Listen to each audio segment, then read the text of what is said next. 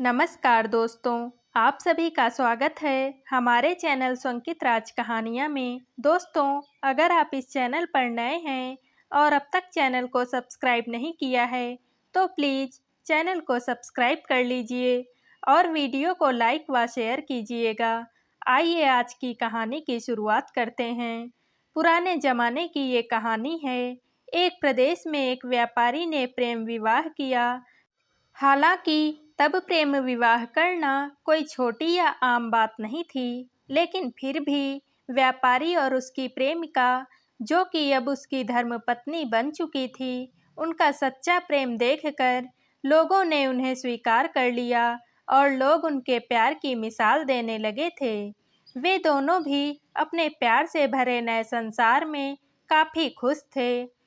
लोग ये देखकर हैरान रह जाते कि उन दोनों में कभी किसी वस्तु या विषय को लेकर कभी झगड़े नहीं होते थे। व्यापारी और उसकी पत्नी ने अपने प्यार की रोशनी सदा रोशन रहे, इसलिए एक नियम बनाया था। उन दिनों लोग रात को छतों पर मशाल जलाया करते थे ताकि घर के आंगन में उजाला रहे और सोने के समय उन्हें बुझा देते। प्रेमी जोड़े ने यह तय किया था कि वे जब तक साथ रहेंगे तब तक उनके घर की मशाल जलती रहेगी। अब रात होते ही पूरे प्रदेश में अंधेरा हो जाता, लेकिन एकमात्र इस व्यापारी का घर रोशनी से जगमगाया करता। इस प्रदेश का राजा एक बड़े से महल में रहता था। हर रात को सोने से पहले वो अपनी रानी के साथ महल के छत पर जाकर आसमान के नज़ारे देखता था। एक बार जब राजा अपनी रानी के साथ छत पर चांद सितारे देख रहा था, तब दोनों की नज़र व्यापारी के जगमगाते घर पर पड़ी। राजा और रानी दोनों ही उसके बारे में चर्चा करने लगे। राजा ने कहा कि इस प्रेमी जोड़े में पति समझदार है, इसलिए उनका साथ अच्छे से चल रहा है। रानी राजा से सहमत नहीं थी। रानी का कहना था कि नहीं, जरूर पत्नी ही ज़्यादा समझदार होगी और वह पति के और उसके घर वालों की गलतियों को नज़रअंदाज कर देती होगी। इसके बिना उनके परिवार का इतने अच्छे से चलना संभव नहीं है। राजा रानी की चर्चा पहले बहस में और फिर बाद में झगड़े में बदल गई। अंत में राजा ने कहा कि हम क्यों झगड़ा करें, एक काम करते हैं, उनकी परीक्षा लेते हैं और देखते हैं कि कौन ज़्यादा समझदार है। रानी को भी यह सुझाव पसंद आया। राजा ने उनकी परीक्षा लेने के लिए एक योजना रानी को बताई। अगले दिन योजना के मुताबिक रानी ने व्यापारी के घर एक स्त्री को भेजा। वह स्त्री व्यापारी के पास गई और उससे बोली कि मैं तुम्हारे लिए रानी का एक संदेश लेकर आई हूँ।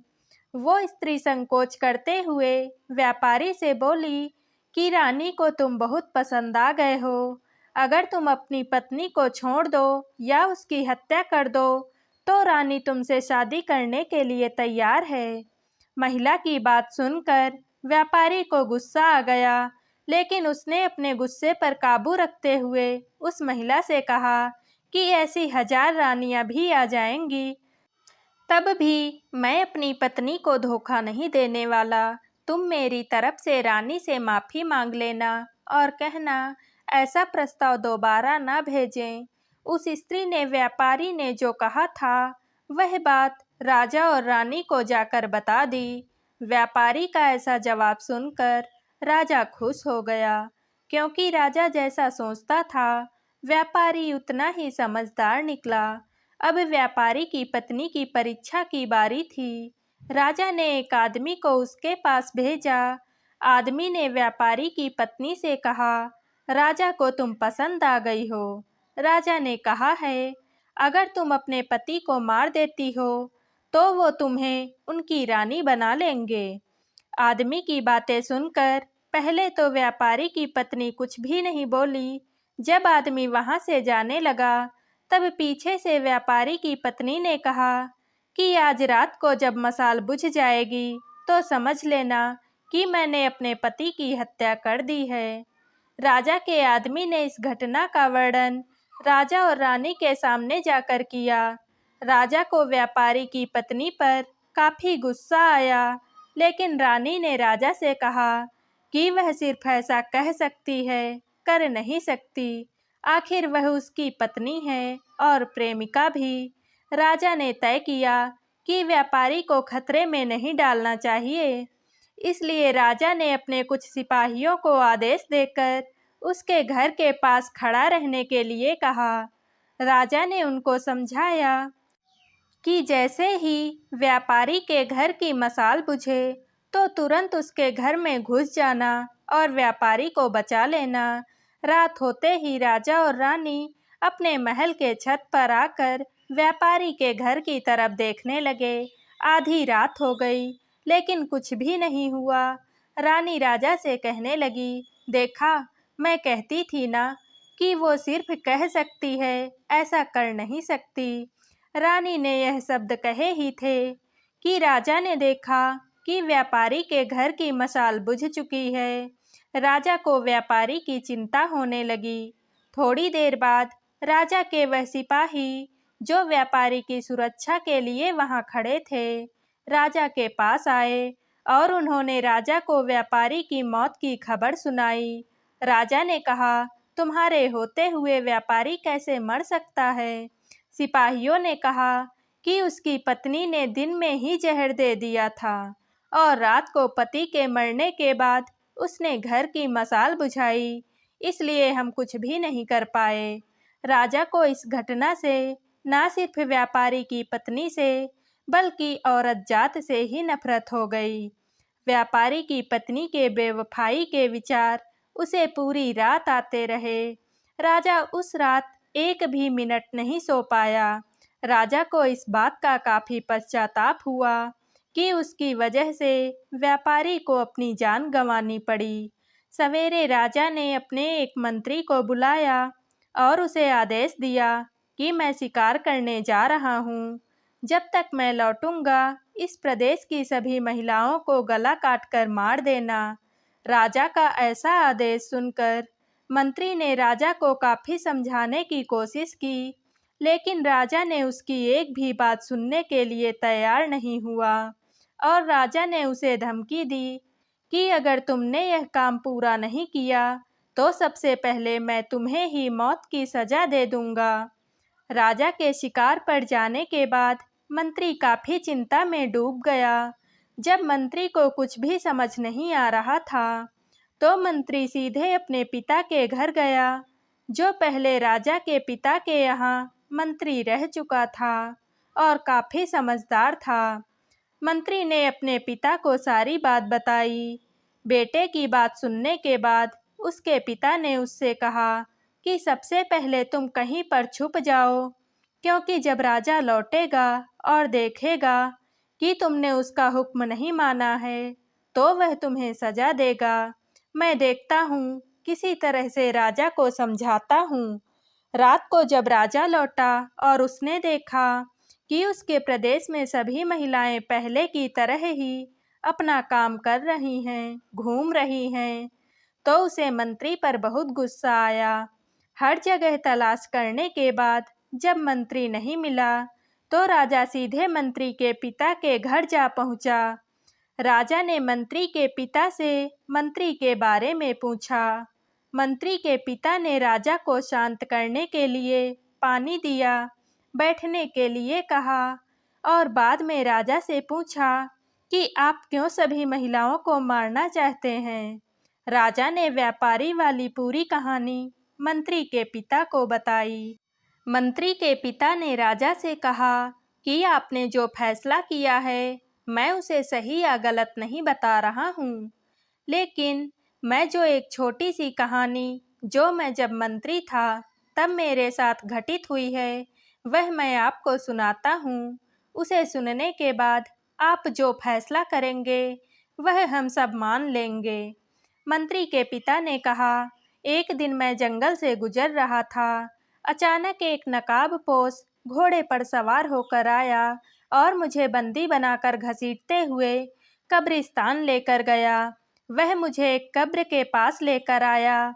वहाँ पर पहले से एक कब्र खुदी हुई थी और एक सर कटा आदमी उस कब्र में था। उस नकाबपोश ने मुझे उस कब्र में मिट्टी डालने के लिए कहा। जब मैंने कब्र को पूरी तरह मिट्टी से ढक दिया, तब उसने मुझे बाजू में एक और कब्र खोदने के लिए कहा। मुझे लगा यह दूसरी कब्र मेरे लिए ही खोदी जा रही है। कब्र पूरी तरह तैयार होने के बाद उस नकाबपोश ने अपने चेहरे से नकाब हटाया तो मैं देखकर चौंक गया, क्योंकि वह एक बहुत ही सुंदर महिला थी। उसने मुझसे कहा कि तुम डरो मत, यह कब्र तुम्हारे लिए नहीं है, बल्कि यह कब्र मेरे खुद के लिए है। अभी अभी जो तुमने इस सरकटे आदमी को दफन किया है, वह एक राजकुमार है जिसने मुझे पाने के लिए मेरे पति की हत्या कर दी और मैंने बदला लेने के लिए उसे मार दिया। मैं अपने पति से बहुत ज़्यादा प्यार करती हूँ, इसलिए मैं इस जन्म में जिंदा नहीं रहना चाहती और उनके कब्र के बाजू में मरकर दफन होना चाहती हूँ, ताकि अगले जन्म में फिर से उनसे मिल सकूँ। इतना कहकर उस महिला ने अपनी गर्दन पर चाकू रखकर गर्दन काट ली और उस कब्र में गिर पड़ी।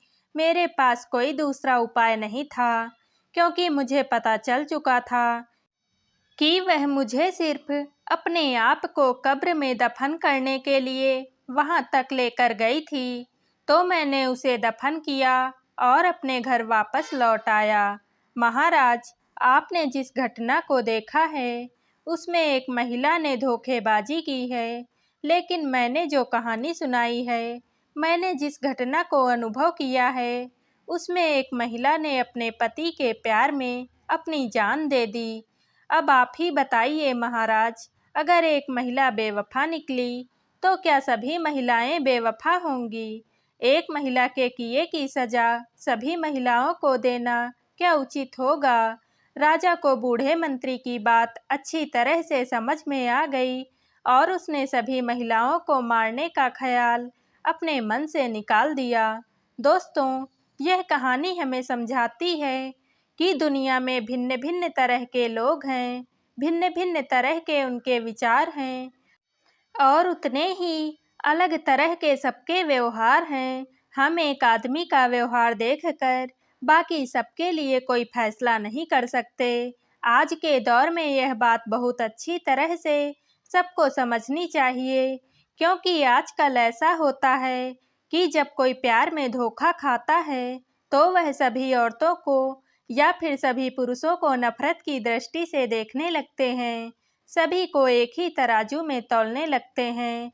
आपके इस कहानी के बारे में क्या विचार हैं? कमेंट करके ज़रूर बताइएगा और कहानियों से जुड़ने के लिए चैनल को सब्सक्राइब करना ना भूलिएगा। कल मिलते हैं एक और नई कहानी के साथ।